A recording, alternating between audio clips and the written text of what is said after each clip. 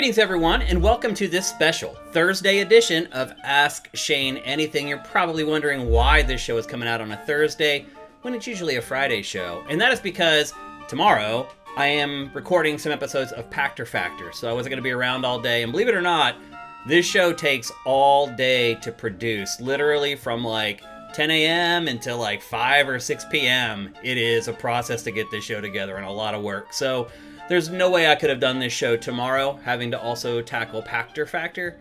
So anyway, that's why we're here on a Thursday. Hopefully you guys forgive me.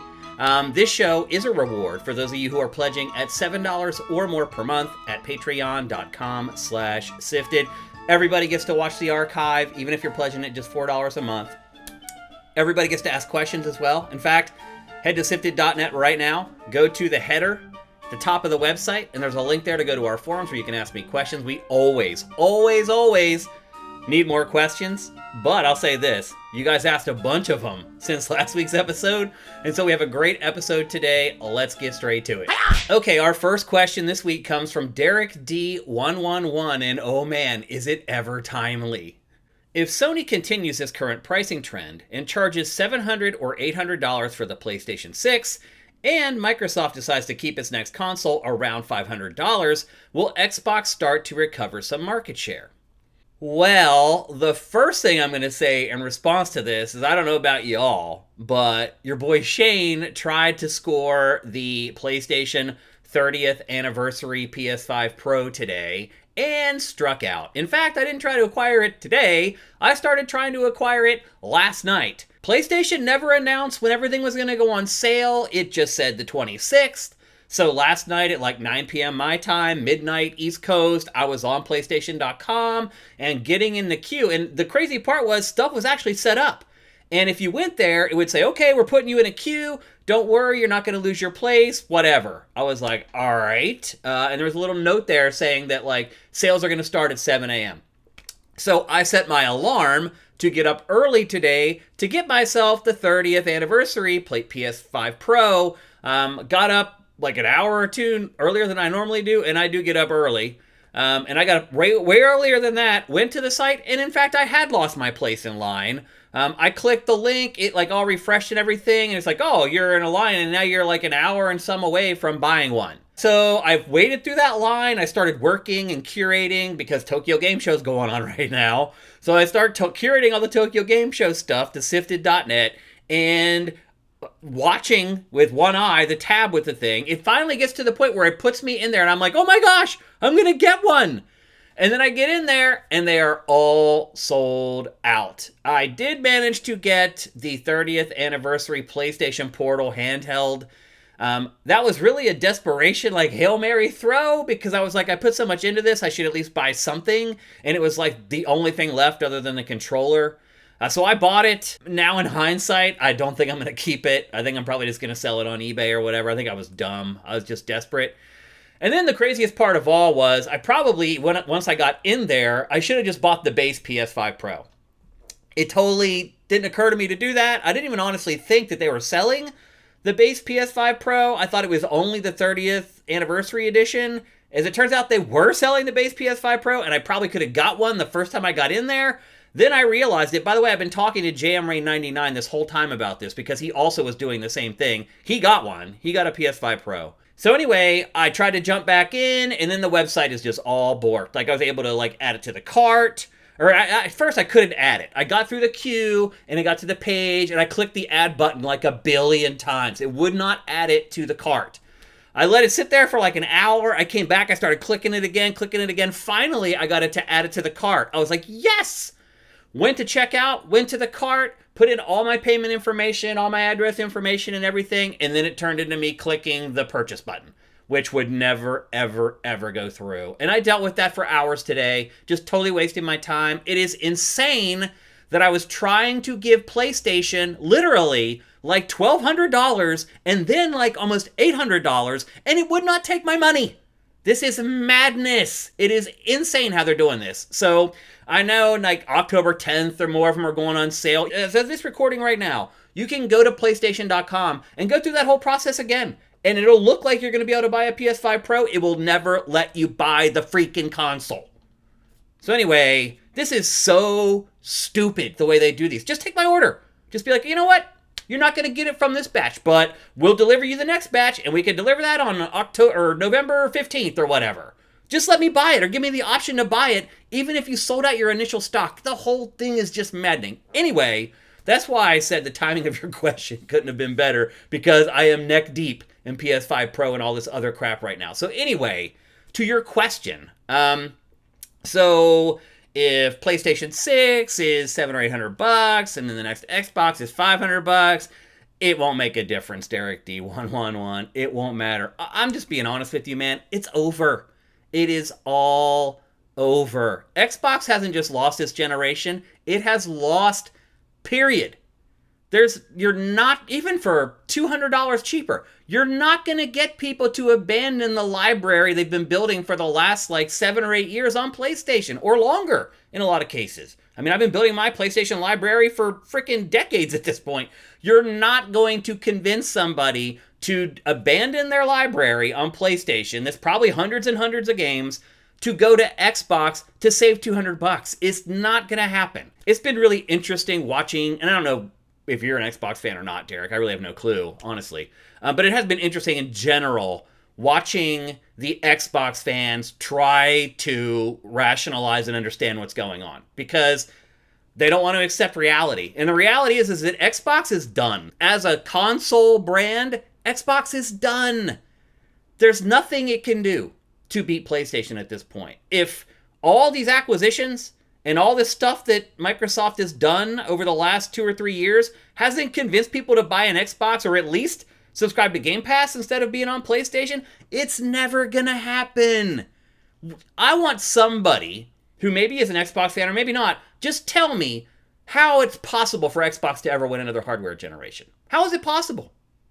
It has Call of Duty, and nobody cares. There is nothing Xbox can do to win the console wars again.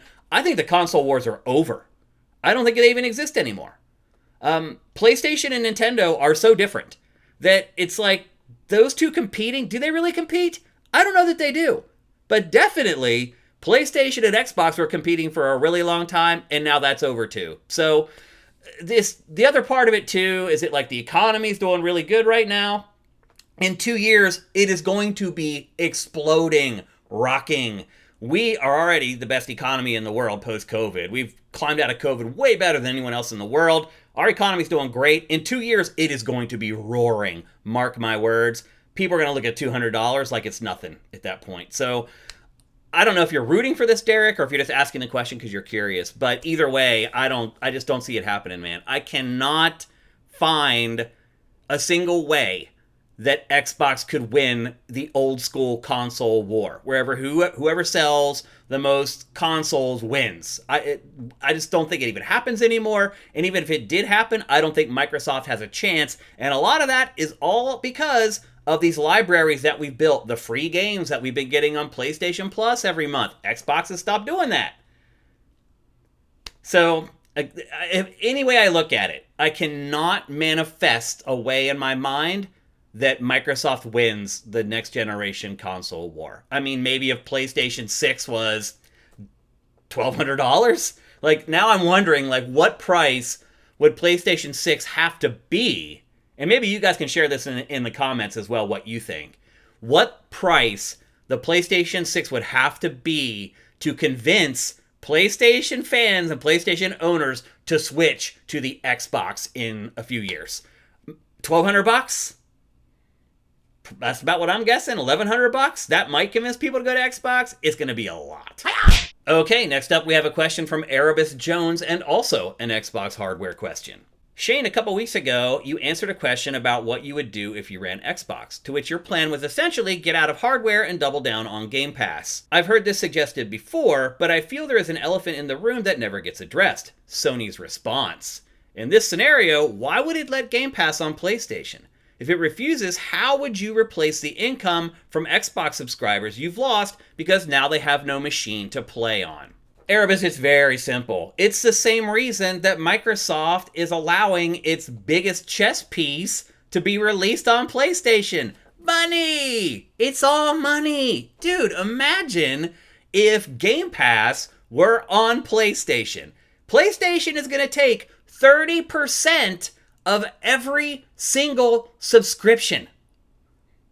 It's a no-brainer to allow it on there. And let's be honest, PlayStation does not have a competitor for Game Pass. It tries to say it does with PlayStation Plus, and if you're a PlayStation fan, you may delude yourself into thinking it has an equivalent to Game Pass. It does not, and it knows it. It knows it better than anyone. It does not have a competitor, or real competitor, to Game Pass. So why would it care? It's literally just making 30% of Game Pass sales for doing nothing.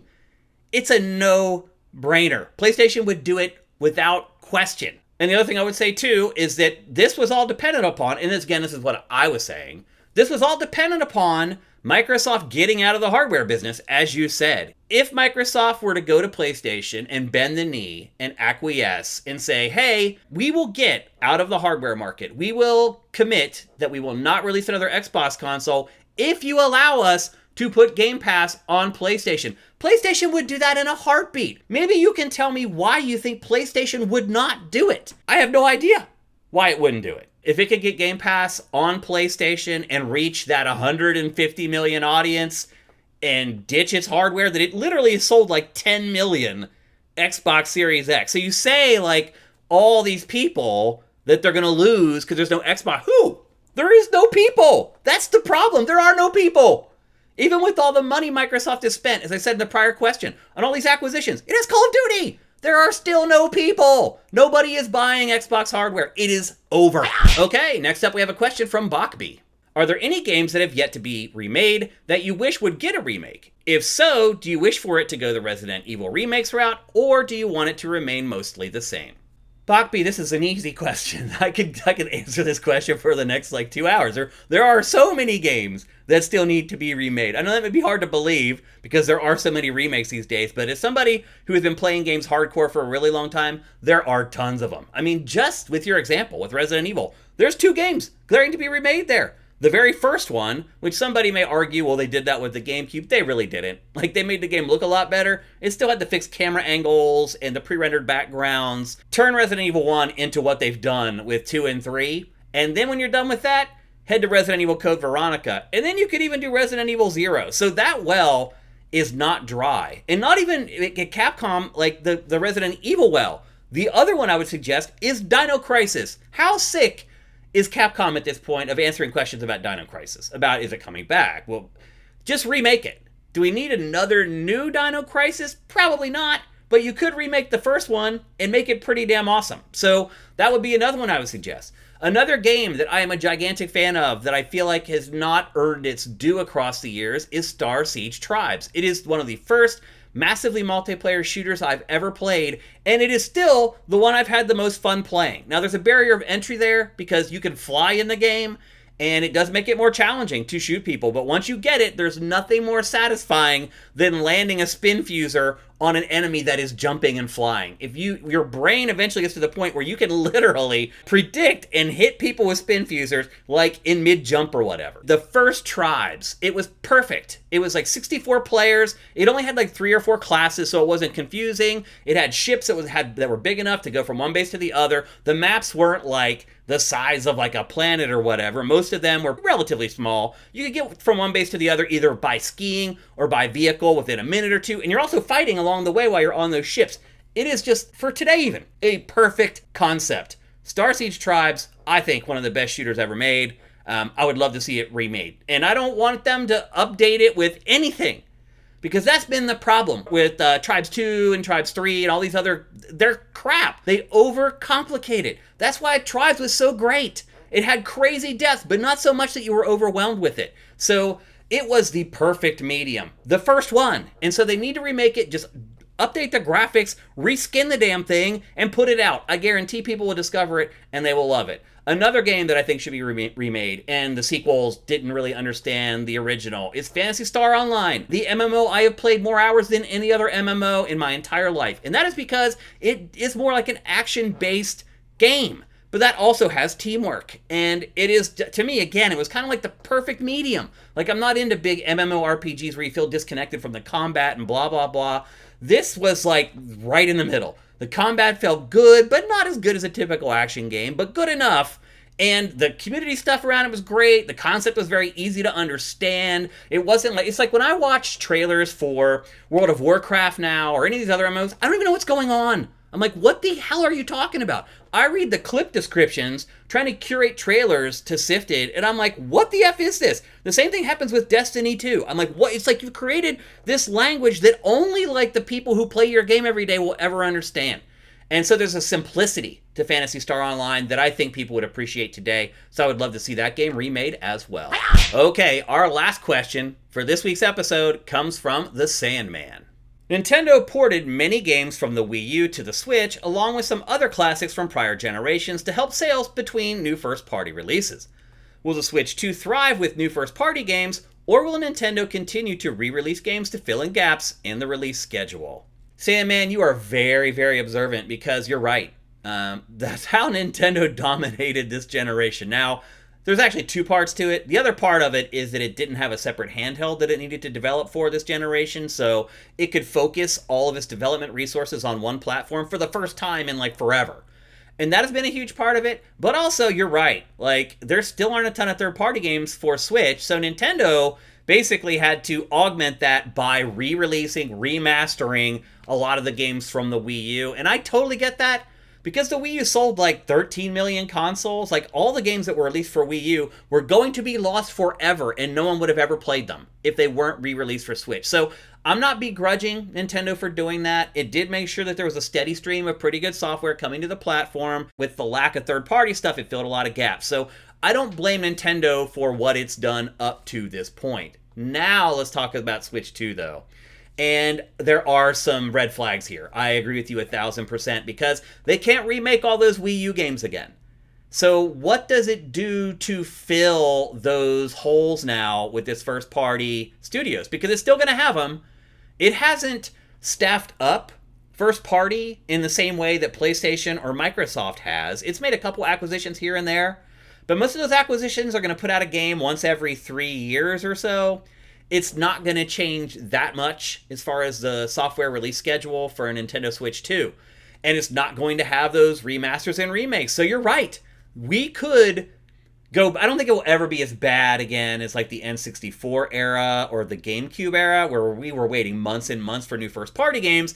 But it could go back to the old Nintendo where you're kind of like getting one good game every quarter and there's not much in between. Now, there is something that could offset that. And that is provided that the Switch 2 is at least moderately powered. So if it's at least as powerful as what we get with the PlayStation 5 and the Xbox Series right now, then all the third-party games that have been released for those consoles up to this point will start getting ported to Switch 2. And I think that's probably what's going to end up filling in those gaps is old third-party games that we've been playing for the last like 5 to 7 years that could never run on Switch or ran poorly on Switch, or they released some kind of weird like cloud version of the games to run on Switch. You're going to see native versions of those games on Switch too, but to your point, why do most people buy Nintendo platforms? It's not for third-party stuff. We've been trained at this point that that's the worst place to try to get third-party games. People buy it for Nintendo software, and I do think that Nintendo could see some bumps in the road as far as putting out consistent product from its first-party studios. Okay, that's it for Ask Shane Anything for this week. Again, thank you for checking out the show on a Thursday instead of a Friday, and tomorrow I'll be recording new episodes of Pactor Factor Live, the brand new take on Pactor Factor. It's not going to be all that much different from Pactor Factor. It's just going to be much more timely with topics that like just happened.